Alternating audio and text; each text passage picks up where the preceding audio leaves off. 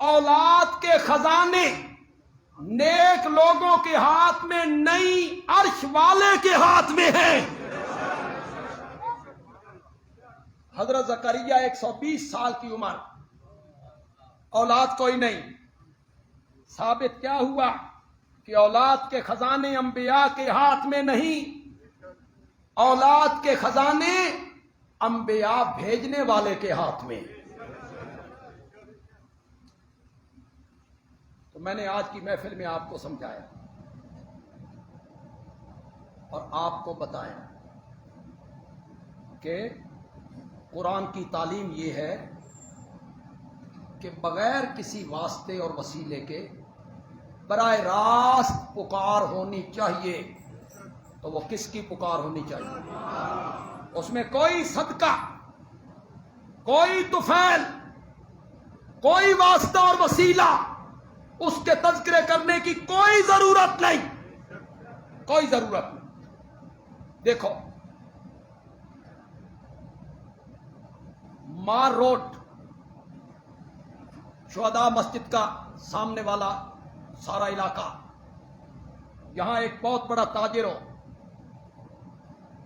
بڑا سخی ہو، مالدار بھی ہے اور سخی بھی ہے، مشہور یہ ہے کسی کو خالی واپس نہیں کرتا۔ مجھے کسی چیز کی ضرورت پڑ گئی، میں اس تاجر کے پاس آیا، میں نے اس سے وہ چیز مانگی، اس نے مجھے نہیں دی، انکار کر گیا، میں نہیں دیتا، چیز مجھے چاہیے تھی، میرے لیے ضروری تھی۔ میں حضرت قاضی صاحب کے پاس آیا، میں نے کہا یہ تاجر ہے، بڑا سخی مشہور ہے، کسی کو خالی واپس نہیں بھیجتا، مجھے چیز چاہیے تھی، مجھے اس نے چیز نہیں دی، آپ سفارش کریں۔ سنا ہے آپ کی نہیں موڑتا، سنا ہے آپ کی نہیں موڑتا، آپ کا معتقد ہے، سفارش کریں۔ حضرت قاضی صاحب نے میری سفارش کی، حضرت قاضی صاحب کی بات مان کے اس نے وہ چیز مجھے دے دی۔ لاہوریو بولو، اس تاجر دے پلے کی رہ گیا؟ کیا رہ گیا اس تاجر کے پلے؟ کوئی شے اللہ دے پلے بھی چھوڑو، یہ جو واسطے اور وسیلے کے تذکرے کرتے ہو نا، اللہ دے پلے کھ نہیں رہندا۔ یا اللہ اولاد دے دے، یا اللہ شفا دے دے، نہیں دیتا۔ شیخ عبد القادر جیلانی دا واسطہ ہی ہن دینا کہ نہیں دیندا؟ میں کہ ہن تو دینا۔ اللہ کے پلے کیا؟ جب بھی اللہ کو پکارنا ہے تو بغیر واسطے اور وسیلے کے ڈائریکٹ براہ راست کس کو پکارنا ہے؟ اللہ کو۔ سارے قرآن کا جو دعویٰ ہے، سارے قرآن میں سب سے زیادہ جس مسئلے کو بیان کیا گیا وہ مسئلہ کون سا ہے؟ زور سے بولو، جہاں سے میں نے بات کو شروع کی تھی۔ سب سے 80 صورتیں، 114 صورتوں میں سے 80 صورتیں میرے رب نے مسئلہ توحید کے لیے وقف کر دی۔ 80 صورتوں میں ایک ہی بات بیان، تو کیا ہے؟ لا الہ الا اللہ، لا الہ الا اللہ۔ بس آخر میں ایک بات کہہ کے ختم کرنا چاہتا ہوں، شاید اس سے پہلے یہاں کہہ کے گیا ہوں، اگر یہ کہہ کے نہیں گیا تو بات بڑی مزیدار ہے۔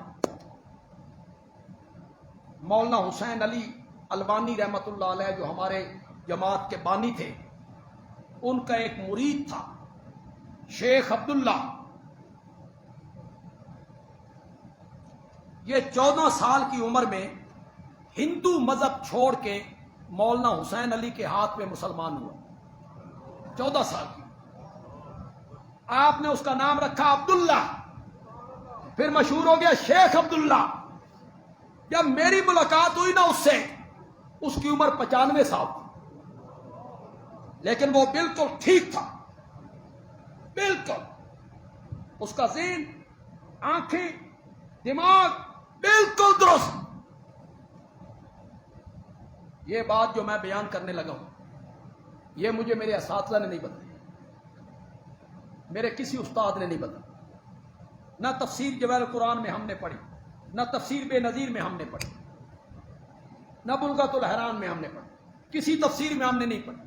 یہ بات مجھے بتائی حضرت صاحب کے ایک جاہل مرید نے، پڑھا ہوا نہیں تھا، عالم نہیں تھا. جب شیخ عبداللہ، سنیے گا اور لطف لیجئے، میں اپنی تقریر کو انہی لفظوں پہ ختم کروں گا اور جوبن پہ ختم کرنا چاہتا ہوں، تھک کے ختم نہیں کرنا چاہتا، جوبن پہ ختم کرنا چاہتا ہوں. آپ کی سبحان اللہ بھی بتائے کہ آپ بھی ابھی جوان ہیں، ابتدا ہے، آپ کی بھی ابھی ابتدا ہے، آپ بھی تھکے نہیں ہیں. شیخ عبداللہ کہتا ہے ایک دن مولانا حسین علی نے مجھے کہا شیخ عبداللہ تین ایک گل دساں. میں آخیا دسو. تو حضرت نے فرمایا شیخ عبداللہ اللہ قرآن دیاں سورتاں دے وچ جو کچھ بھی بیان کریندا رہوی نا مکیندا توحید تے ہی. اللہ قرآن کی صورتوں میں جو کچھ بیان کرتا رہے، جہاد بیان کرتا رہے، نماز بیان کرتا رہے، احکام بیان کرتا رہے، امور بیان کرتا رہے، اس صورت کو ختم کرنے پہ آتے ہیں تو ختم کس مسئلے پہ آ کے کرتے ہیں؟ وَاعْبُدْ رَبَّكَ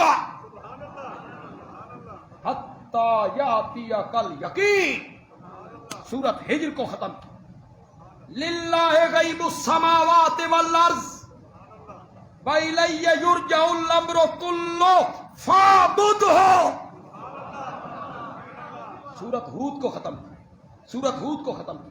قُلْ إِنَّمَا أَنَا بَشَرٌ مِثْلُكُمْ يُوحَىٰ إِلَيَّ أَنَّمَا إِلَٰهُكُمْ إِلَٰهٌ وَاحِدٌ. سورت کاف کو ختم کی. سورت کاف کو ختم کی. وَلِلَّهِ ادعوا اللَّهَ قُلِ ادعوا اللَّهَ أَوِ ادعوا الرَّحْمَٰنَ أَيَّمَّا تَدْعُوا فَلَهُ الْأَسْمَاءُ الْحُسْنَىٰ قُلِ الْحَمْدُ لِلَّهِ. سورت بنی اسرائیل کو اللہ ختم کرنے پہ آئے ہیں تو کس مسئلے پہ ختم کرتے ہیں؟ سورت ضحیٰ کو ختم کیا، دو قسمیں اٹھائیں، والضحیٰ واللیل اذا سجا، تین وعدے کیے، ما ودعک ربک وما قلی وللآخرۃ خیر لک من الاولی ولسوف یعطیک ربک فترضی. ماضی کے تین احسان یاد دلائے، الم یجدک یتیما فآوی ووجدک ضالا فہدی ووجدک عائلا فاغنی. آخر میں تین حکم دیے، اما السائل فلا تنہر واما الیتیم فلا تقہر واما السائل فلا تنہر واما بنعمت ربک. اپنے رب کی نعمت کو ظاہر کر. رب نے نعمت کی ہے نا، چنگے کپڑے پا. رب نے مال دیا ہے نا، چنگی گڈی رکھ. نعمت ظاہر ہونی چاہیے، نظر آنی چاہیے. اللہ نے دولت دی ہے نا، چنگا مکان بڑھا. کونے گل چنگی نہیں لگی. اچھے کپڑے پہننے کا نام تکبر نہیں ہے نا، اچھی سواری پہ چڑھنے کا نام تکبر. اللہ لینڈ کروزر دے نا، دولت ہو نا، کوئی تکبر نہیں. اچھا بنگلہ بنانا کوئی تکبر نہیں. تکبر کیا ہے؟ اچھے کپڑے پہن کے نکلو اور میلے کپڑے والوں کو حقیر سمجھو، پھر کیا ہے؟ یہ ہے تکبر. اچھے کپڑے پہن کے نکلو تے میلے کپڑے والوں نو حقیر سمجھو. لینڈ کروزر تے نکلو تے نالو سزوکی گزرے نا، آخو یہ سابردانی جا رہی، یہ سابردانی جا رہی. یہ کیا ہے؟ یہ تکبر. یہ تکبر. وہ سزوکی گزرے تو کہو مولا یہ بھی تیرا بندہ ہے، اسے تو نے چھوٹی سی کار دی ہے، مولا مجھ پر تیرا کتنا فضل ہوا ہے، مجھے اتنی بڑی کار۔ کوئی تکبر نہیں، کوئی تکبر نہیں ہے اچھی سواری استعمال کرنے کا، اچھے کپڑے پہننا، اچھی چیزیں استعمال کرنا، اچھا مکان بنانا۔ اما بنعمت ربک فحدث، رب کی نعمت تیرے جسم پہ ظاہر ہونی چاہیے۔ یہ معنی صحیح نہیں، پچھو نعمتاں ویکھو، الم یجد کا یتیما فآویٰ ولسوف یعطیک ربک فترضیٰ وللآخرۃ خیر لک من الاولیٰ۔ اگو مطالبہ ایڈا سارا، نعمتاں اتنیاں، مطالبہ اتنا سا، رب کی نعمت تیرے جسم پہ ظاہر ہونی چاہیے۔ نہیں ہو لوگو، نعمت رب سے مراد ہے قرآن۔ حدث کا میں نے بیان کر، میں نے تجھ پر اتنی نعمتیں کی ہیں میرا سونا، تو بھی قرآن نو کھول کھول کے بیان کیتا کر۔ اللہ قرآن دیاں سورتاں دے وچ جو کچھ بھی بیان کریندا رہوی مکیندا۔ اللہ تعالیٰ عمل کی توفیق عطا فرمائے۔ وما علینا الا البلاغ۔